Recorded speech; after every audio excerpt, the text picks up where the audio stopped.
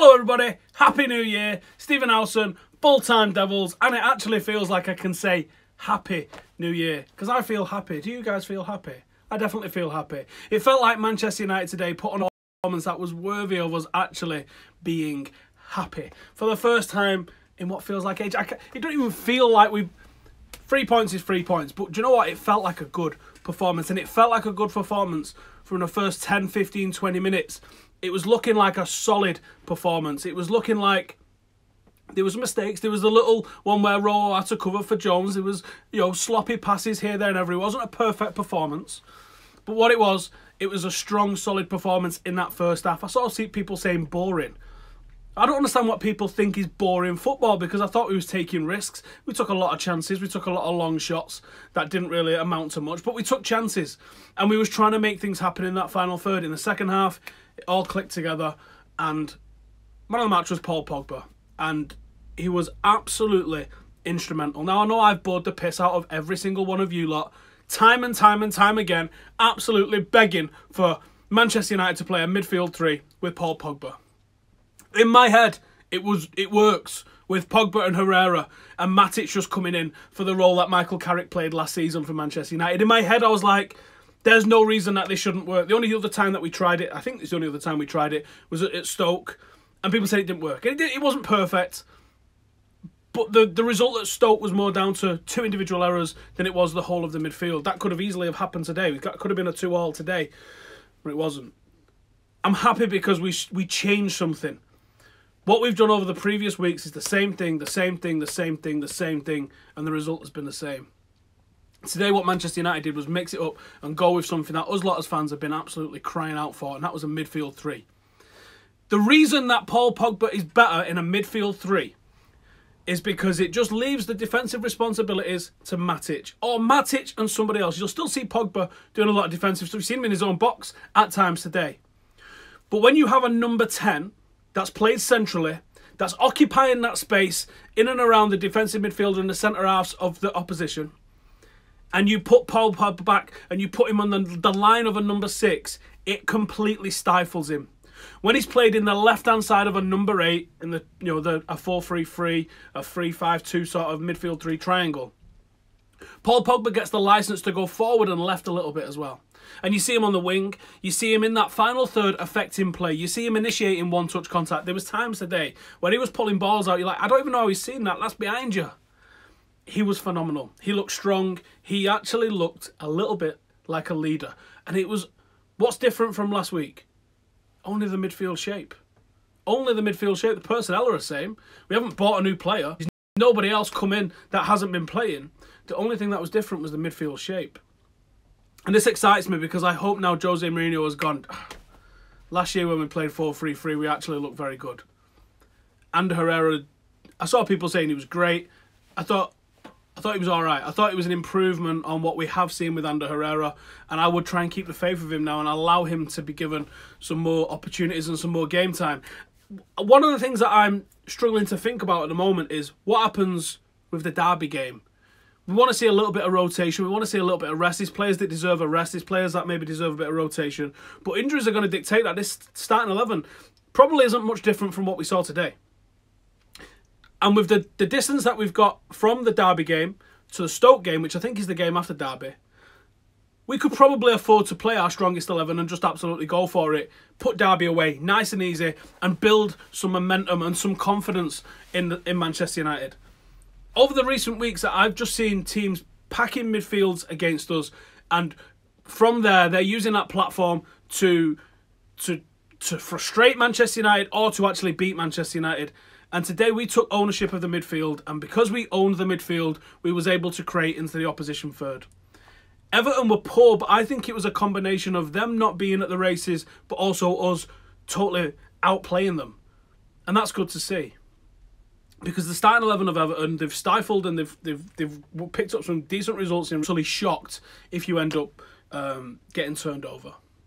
The 3 players that I think deserve standout naming today, I thought Juan Mata was good, but he's not one of them.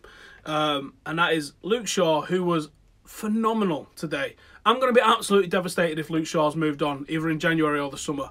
What does he need to do to looks like the kind of player that we saw prior to his leg break at the moment. He's not quite at that level yet. He's not quite bursting into the box and making things happen. His crosses aren't quite finding people, but he's getting into the right areas and he's putting in dangerous balls.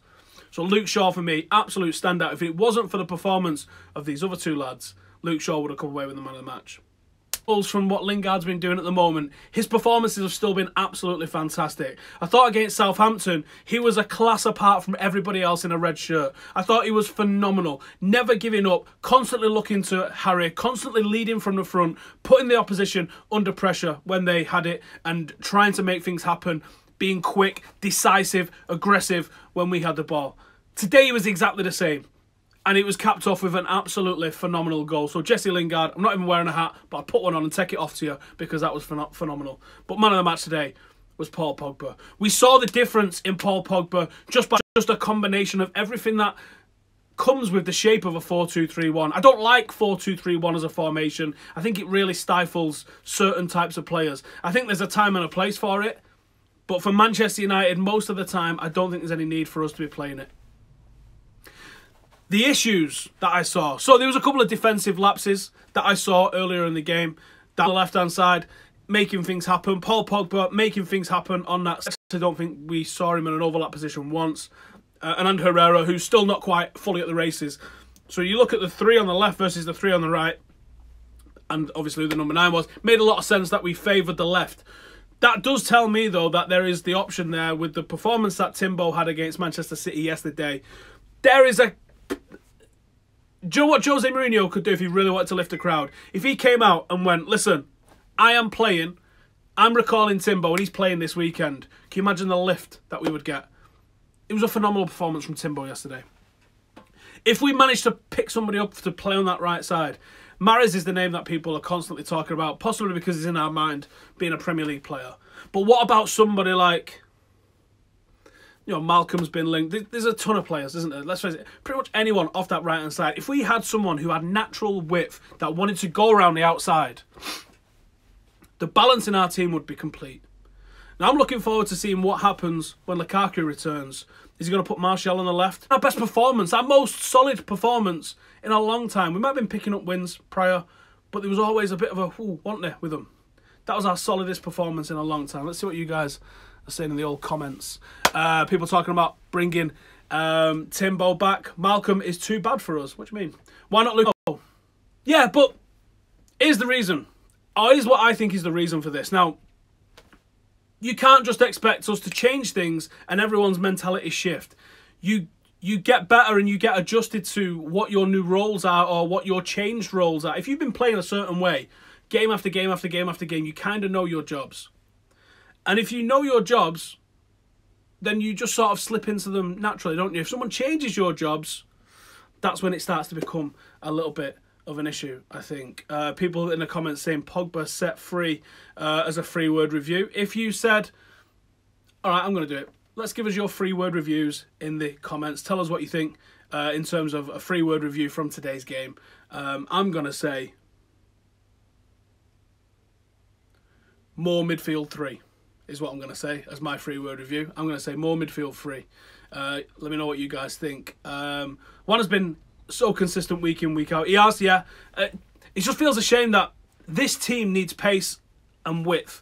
And Mata offers so much more than Marshall. How's your arm, son? You all right? Was Marshall good? Yes, I think we have to remember a lot of people want to see Marshall played as a number 9. He's always played off that left, on that left-hand sort of side. And I think there's an adaptation needs to happen when he plays in the middle. But I thought he was good. Yeah, I did. Pace, Pogba, power, says Laurie. Solid, efficient. I didn't see the last word, sorry. 3-man midfield win, says Tony Stark. We need footballers who can control the ball, a.k.a. not Lukaku. That's utter rubbish, isn't it? Come on. Believe in Jose, says Anthony Jones. Yeah, is everyone feeling just a bit... Is it relief or happiness? It feels like relief, doesn't it? That's what happened. Pogba, number 10. Well, he's not a number 10. He isn't a number 10, unfortunately. He's not a number 10. That's not where he plays. He plays on the left-hand side of a number 8, as a number 8 of a midfield 3. It's not number 10. It's a very, very different role. I often see a number 10 being a back-to-goal. Pogba is definitely someone with his facing the goal. I didn't see the name, sorry, but someone mentioning Forsberg. That's a hell of a player. If that's possible that we can get him, I would like him. Ditto with some of the other players that are going to be moving in this window. De Bruyne better than Pogba. He's having a great season. Probably the best player in the country at the moment. But why have you got to bring that into it? Why is that any sort of relevance ever? I don't know. Loser. 2 great goals, says Koanas. Yeah, that was a good one. I would definitely go with that. 2 absolute belting goals. And Juan Mata could have had of that for a 3-word review. Pogba played great due to the formation. Yep, totally. We need 3 midfielders in the summer. We need to buy 3 midfielders. Well, all 3 aren't going to play, are they? I think you could go with another one that would probably start on a pretty regular basis. Talk about NFL. Yeah, probably not going to do that, am I? Marshall doing a better job than Lukaku. I think that's unfair. It's insane. One touch. Just one touch here and there. And because he's not bringing the ball in, controlling it, then looking up, that 1 second that he takes to do that versus the 3 seconds somebody takes to control it and then start looking at Giraffe, he's actually really quick when he runs and he covers ground quite well. But I think he's got such a great football brain that he knows where the ball is. He started to cut out a lot of the silly mistakes that he makes, and the stuff that he's doing now just seems to be the right decision.